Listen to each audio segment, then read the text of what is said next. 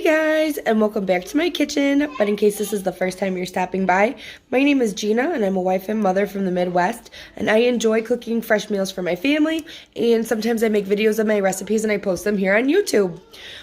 Today we are going to learn how to make a delicious lightened up, like healthier version of Cowboy Casserole, which is like a traditional, like I would say southern and like Midwestern dish. It's almost like tater tot hot dish. And it's got like ground beef in there. And it's usually topped with tater tots and a bunch of cheese. So in any case, I've adapted this recipe for the Instant Pot, and I've lightened it up by adding fresher ingredients instead of more processed ingredients. So I guess that's all I have to say about that. Let's go ahead and jump into our ingredients. So first thing we're going to need is a pound of ground sirloin, and I'm preferring to use ground sirloin because we don't have to drain it. We're going to be using about a pound of fingerling potatoes. So I have the 3 colored ones here, but you could use like whatever you want. You could use Yukon Golds, you could use regular potatoes. You just will have to cut them into the same size pieces. Excuse me, I'm sick again. Our aromatics, we're going to be using just like a regular small white onion or a yellow onion or even a red onion, whatever you have, and a whole green bell pepper. And then our other ingredients that are for the casserole is a whole can undrained of fire roasted tomatoes, a can of dark kidney beans, and I prefer dark red kidney beans. I don't know why. Totally up to you.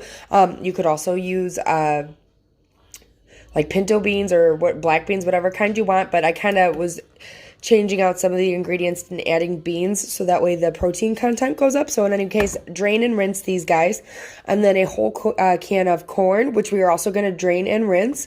And then our seasonings are going to be just a package of taco seasoning, and this is my absolute favorite taco seasoning that comes in a packet.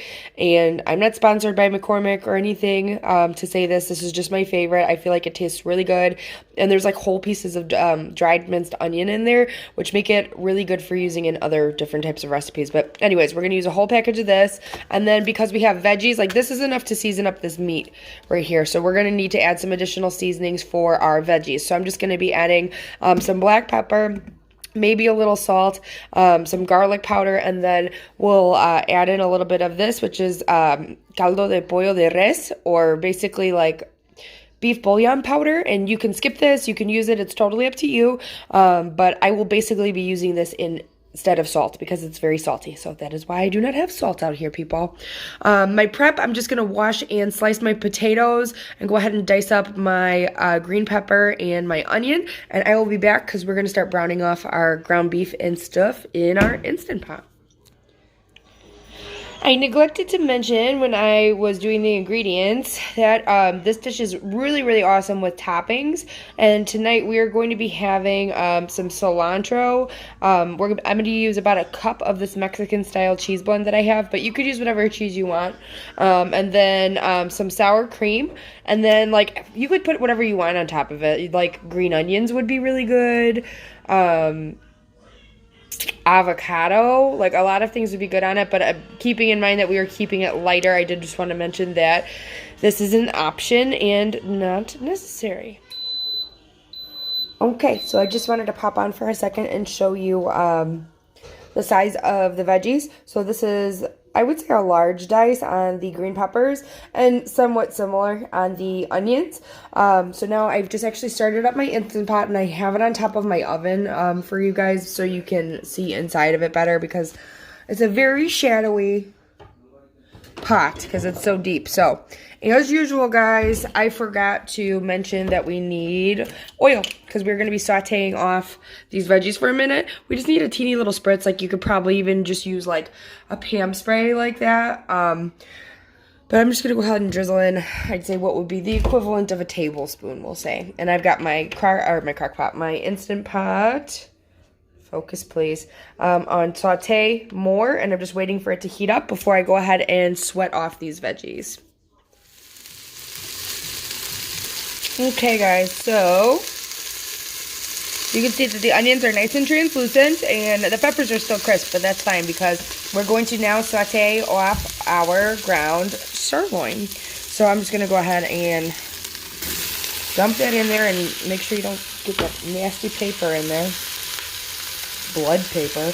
And then we're going to break it up with our spoon into small pieces and just brown it like you would normal ground beef. And then as it's coming to an end, I'm going to let the heat get up real high just to burn off any extra fat before we move on to the next step. So I'll be back when this is ready to show you something. Okay, friends, so as you can see, the beef is not cooked through yet. I'm not here to show you that. So I just wanted to, show you how I'm going to season up the vegetables. So I'm just going to take, and I'm going to give you appropriations of measurements because I don't use actual measuring spoons and stuff. But let's say start with 1/4 teaspoon of black pepper. And then, let me open up this North Suiza.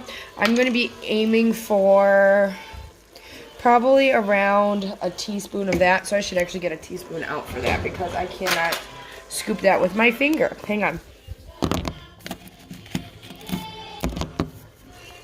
All right, guys. Sorry about that. 1 teaspoon North Suiza of beef. And then lastly,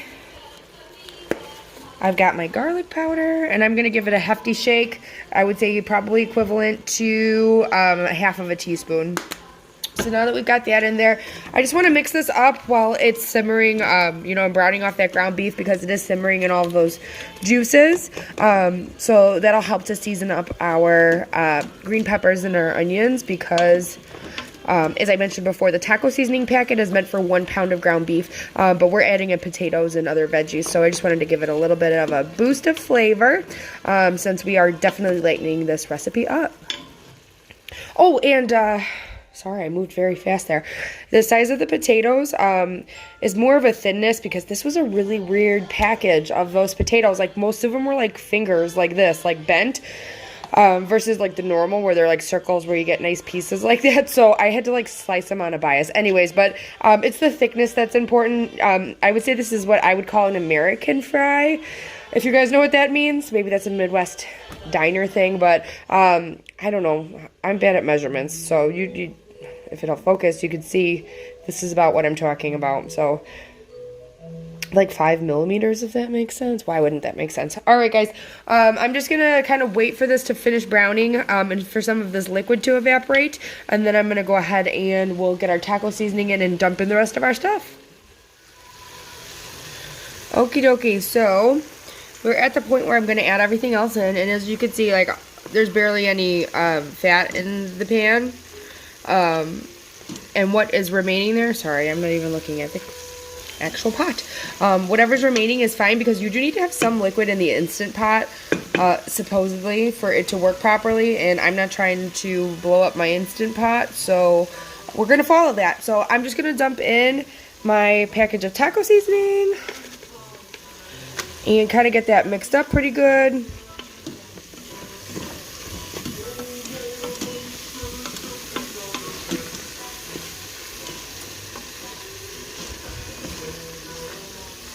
Sorry guys, I'm like way less stable with my camera this time because I have the Instant Pot balancing on my stove grates so I can give you better lighting, and it's very difficult to stir while it's all wobbly, and I'm just nervous it's going to end up on my feet. So in any case, that's good to go. We've got all of that in there. Now we're going to add in our fire roasted tomatoes, just the whole can, which also gives us some more liquid too, so that's good. And then I have my kidney beans and corn, and I've drained them and rinsed them. If you just want to use the same one, just put the beans in first and drain and rinse them really good, and then dump the corn on top and then rinse that with water again really quick. And that's that. So I'm just going to go ahead and get these all mixed up so it's like a homogeneous mixture before I stir in our potatoes, because those will be harder to mix in. And I will be back, and I will decide if we're going to add a little water as well. So hold tight. All right, ladies and gentlemen, so I did end up adding 1/2 cup of water to this because I do want, see how the potatoes are like coated with like a slight start of a gravy? That's what we want. So you can add it, you can add beef stock instead if you want, but in any case, everything's mixed together, and let's taste our, let's get one little piece of everything besides the potato, obviously, and see if it tastes like it has enough salt. Needs a little bit of salt, and it's probably better if we add it in now because those potatoes are going to be soft because this is intended to be a casserole. So, I mean, it's not going to be like you want a bunch of broken potatoes if you're going to try to mix in salt. So, I'm just going to add, let's say, a 1/4 teaspoon more of salt to mine and mix it up. And then we are going to go ahead and turn it on. It should be done in 6 minutes after it comes to pressure. So this would really be good with like a variable of vegetable. Like you could add okra in there, or sub the beans out for anything you like. Probably be good with lentils too, and like the tofu crumbles if you're vegan or vegetarian.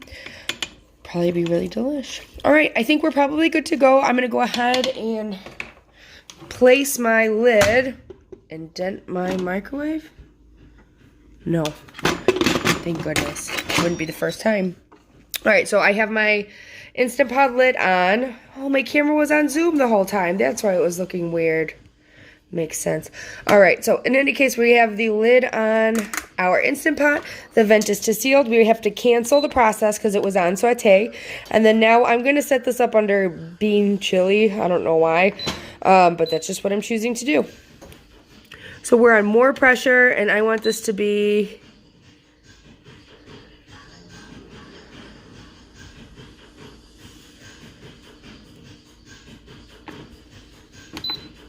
6 minutes, and I'm just showing you can do it 2 ways. So you could set it as a preset on any one of these menus, but you could also go to pressure cook, and that'll give you several menus as well for less, normal, and more. So for more, I mean, you could just do it like that as well. So anyways, I'm gonna move this to my countertop now and get organized and remove all of this garbage, which is barely anything actually. Like the cleanup for this recipe is literally like this bag of garbage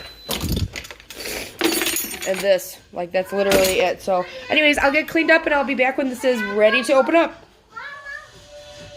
Okay, so I did the 6 minutes with the natural pressure release, which I would say probably also took 6 minutes, so like a total of 12 minutes that you're waiting to eat. So here is our finished product. It is kind of the consistency of a chili because there's liquid because it boiled off. But if you were to bake this in the oven, it would be drier for sure. But in any case, I'm going to go ahead and get this plated up and we'll show you what it looks like. Alright guys, I'm just going to be real with you. Like, I tasted it and it's delicious, don't get me wrong, but I'm just not happy with the consistency of the sauce that happened this time. I don't know if it was like these tomatoes had more water in them than last time, or the veggies just let off more liquid, but I want it to be thicker. So in a cup right here, I've added 1 tablespoon of cornstarch, and I've also added about a tablespoon of water. Okay, honey. All right. Sorry. So a tablespoon of water, a tablespoon of cornstarch, and then an additional teaspoon of the beef bouillon powder because I want to enhance the gravy. So, and it could use a little salt. So I chose to add the North Suiza in there. So I'm just gonna dump that. I have my Instant Pot up on simmer again, saute, and then I just dumped it into the part with most of the liquid. And then the way cornstarch works is if you try to dump it in there, it'll make like clumps. But if you make it a slurry, meaning you mix it with water, and you mix it into your dish, once it returns to a boil, you'll see how much of a thickening effect has happened. So you have to wait for it to boil everywhere. Oh yeah, it's getting better already.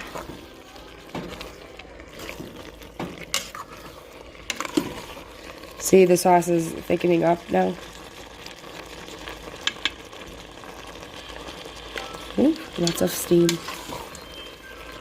All right, this looks good. I'm going to go ahead and let this simmer for just another 2 seconds while I get the plates and forks out, and then we'll get it plated up. All right, guys, here is our finished dish, which I already took a bite out of. And it is delish. I topped mine with shredded 4-blend Mexican cheese, some cilantro, and a little bit of sour cream. And I did bust out the Frank's Red Hot because we're out of Valentina pretty much. But that would be really good on there. So anyways, I think it's pretty good. Let's see what Daniel says.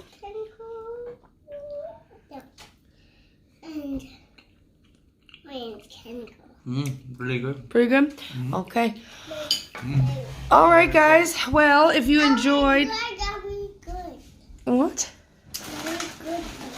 You like it? Thanks, Phoebe. Oh, so you didn't try it. You're talking about your M&M's yogurt? Okay. Anyways, all right, guys, if you like this video, I would Thank you. I'd appreciate it if you could give me a thumbs up, and if you like it, go ahead and subscribe. Thank you so much for stopping by my channel. Have a great night. Wow, you guys are talkative today, huh? Okay, that was weird. Bye.